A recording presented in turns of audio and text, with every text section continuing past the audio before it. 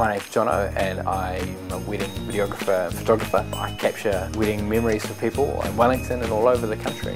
Anywhere that somebody wants to get married and wants great photos will turn up. I was working for an IT company and always had an interest in photography. I first started shooting cars actually for a car magazine, and I was writing for them and then shooting for them as well, and that kind of evolved into shooting anything my friends would ask me to do, and they were having babies and shooting family portraits and all that type of stuff. And then a friend approached me and said, would you like to shoot our wedding? And at the time I was a bit hesitant and thinking it's quite a bit of risk involved. And I actually had 2 weddings in my first season. I put a lot of effort into researching those and looking online for inspiration and figuring out what had to happen on the day. In the last 2 years we've done 50 weddings just about.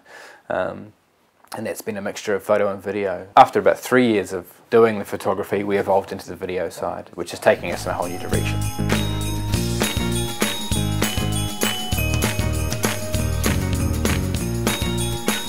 If you have a creative professional that you've hired to capture images, you should trust them based on their style to get all the things that they need. If you give them a list of 30 photos, it's like you must get the bride walking down, holding her dad's arm, coming up the aisle. You must get the first kiss. You must get a shot of the rings going on. You must get a shot of the flower girl, and you must get all these shots. Then your photographer is literally going to be buried in a list all day, not looking around, seeing where the action is, and going, I'm looking for the best smiles.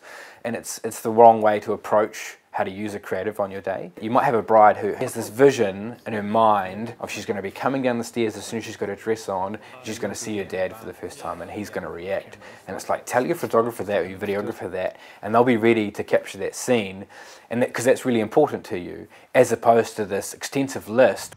In order to get the best photos for your day, you need to be shooting in the best light, and that typically means shooting at the right time of day. Instead of only just taking that time to do your photos after your ceremony and before your reception, we try and encourage people to book a little bit of time after the reception, even sometimes after their meal. If they finish their main meal early, they can duck outside for 10 minutes because the light's going to be low and it's going to look gorgeous. Like you're going to get this really yellow, warm sun coming down sort of between 7 and 8. I tell my couples not to be camera aware.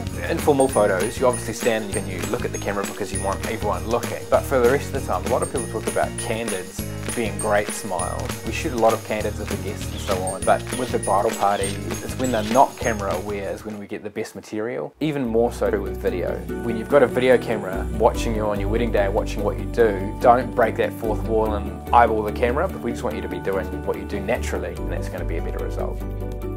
We're really big on encouraging people to tell us about those things that they've either handmade or sourced specially or so on, because if they point those things out to us, we cover them and we include them in the film and they love it. You should choose your photographer, videographer based on somebody's personality that you can spend your whole day with. You know, of all the vendors that you've hired, you're going to be spending the most time with your photographer and videographer. They're going to be following you right from preparation, right through to your first dance. You need to be able to relax in front of them, and you need to be able to listen to them and take direction from them, you know, because they're going to want to put you in certain places under that tree and go stand over there and do that and have a little moment now. And if you don't relate with them, it's going to show up. There's an increasing trend in the wedding industry at the moment for couples to have an unplugged ceremony, meaning that they specifically ask their guests to turn off all their devices, to put down their cameras, and to really be present at the ceremony, because then the guests are getting the best result. They're seeing it with their own eyes and they're creating the memories, as opposed to watching the wedding through the back of an iPhone or an iPad or some little camera. There's nothing more heartbreaking from my perspective is to look down into the front row and see someone important holding up a video camera watching the wedding. You can create moments and opportunities later for them to take photos, but it's not for during the ceremony. One way to save money on photography would be to choose a photographer that gives you the prints digitally instead of making you buy an album, which means that you can choose to create the album later when you've got the time and the money, and you can print the photos when you need them and just the ones that you only need if you only want to print a couple to share, put on your wall. With your photographer, if you choose to get a student, or if you choose to spend a little bit of money, get somebody that's just starting out the industry, there's more risk involved. That person isn't going to have the experience and they're going to have like backup gear, and the results aren't going to be as consistently as good. You might get 1 or 2 great images, but you're not going to get a great album. The biggest splurge, I think, for wedding couples is video. It is a splurge because not everyone can afford to double their photo video budget by having a videographer there as well, but the results are amazing. If you look at modern wedding cinema, it makes you go wow. People can splurge on that and get the best memory of their wedding. Years from now they're not going to remember what the cake tastes like or what the wine was like, or even what they were wearing, but they're going to build their memories on their photo or their video.